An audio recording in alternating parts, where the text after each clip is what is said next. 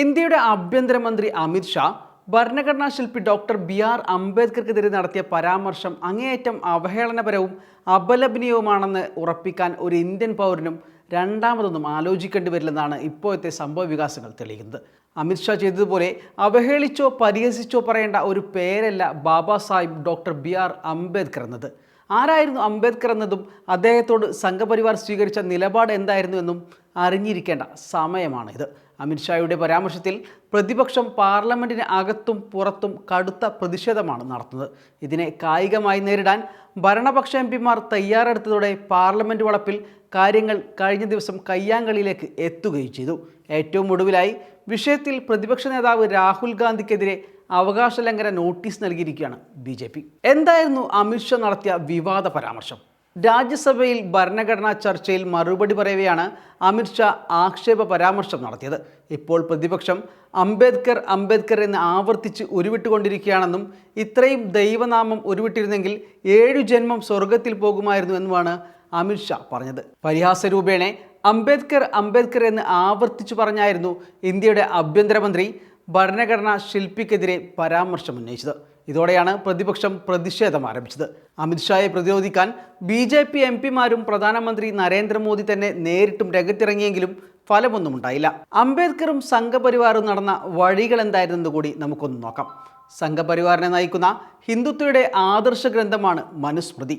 ഇന്ത്യയിൽ മനുസ്മൃതിയാണ് വിശിഷ്ടം എന്നാണ് സവർക്കർ നേരത്തെ വിശേഷിപ്പിച്ചിരുന്നത്. എന്നാൽ ജാതി വ്യവസ്ഥയെ അങ്ങേയറ്റം പ്രോത്സാഹിപ്പിക്കുന്ന മനുസ്മൃതി കത്തിച്ചു കളഞ്ഞുകൊണ്ട് ഇന്ത്യൻ ജനതയെ മോചിപ്പിച്ച വ്യക്തിയായിരുന്നു അംബേദ്കർ.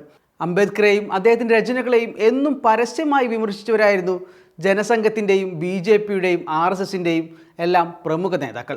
അംബേദ്കർ മുന്നോട്ട് വെച്ച ആശയങ്ങളെ അവർ പരസ്യമായി തന്നെ എതിർത്തു. അതിലേറ്റവും പ്രധാനപ്പെട്ടത് സംവരണ നയമാണ്. ജാതിയുടെ അടിസ്ഥാനത്തിലുള്ള സംവരണം എന്ന ആശയത്തെ എക്കാലത്തും എതിർത്തവരാണ് സംഘപരിവാർ.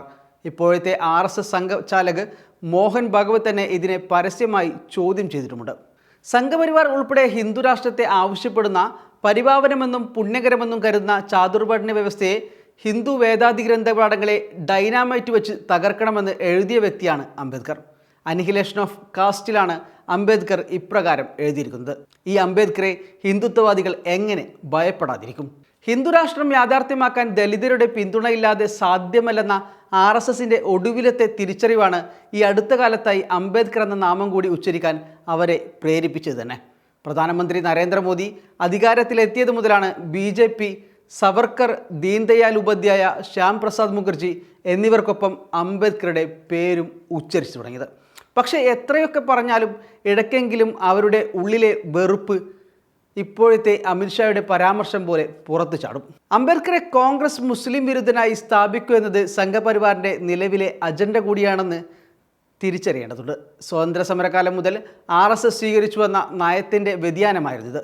അംബേദ്കർ ഇസ്ലാമിനേക്കാൾ ബുദ്ധമതത്തിനാണ് മുൻഗണന നൽകിയതെന്നായിരുന്നു അംബേദ്കർ മുസ്ലിം വിരുദ്ധനാണെന്ന് സ്ഥാപിക്കാൻ സംഘപരിവാർ മുന്നോട്ട് വെക്കുന്ന വാദങ്ങളിലൊന്ന്.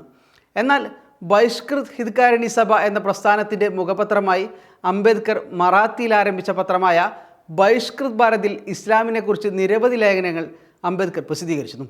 അംബേദ്കർ ഇസ്ലാമിനോ മുസ്ലിങ്ങൾക്കോ എതിരായിരുന്നുവെങ്കിൽ അവരെക്കുറിച്ചുള്ള തൻ്റെ പത്രത്തിൻ്റെ വിലപ്പെട്ട ഇടം അദ്ദേഹം കളയില്ലായിരുന്നുവെന്ന് തെൽബുംഡെ ചൂണ്ടിക്കാട്ടുന്നുണ്ട്. ഇന്ത്യക്കും ലോകത്തിനും അഹിംസയുടെ മന്ത്രം നൽകിയ സമാധാന പ്രതീകമാണ് ഗാന്ധിയെങ്കിൽ അംബേദ്കർ രാജ്യത്തെ ജാതി വിവേചനത്തിനെതിരെ ശബ്ദം നൽകിയ വിമോചക നേതാവാണ്.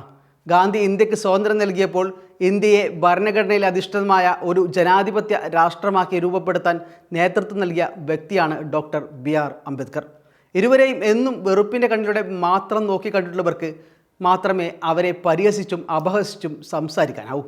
അഭിനയിച്ചു കാണിക്കുന്ന അംബേദ്കർ സ്നേഹം പൊള്ളയാണെന്ന് തെളിയിക്കുന്ന നിമിഷങ്ങൾ ഉണ്ടാവുക തന്നെ ചെയ്യുമെന്നാണ് ഇപ്പോഴത്തെ അമിത്ഷാ സംഭവം വ്യക്തമാക്കുന്നത്.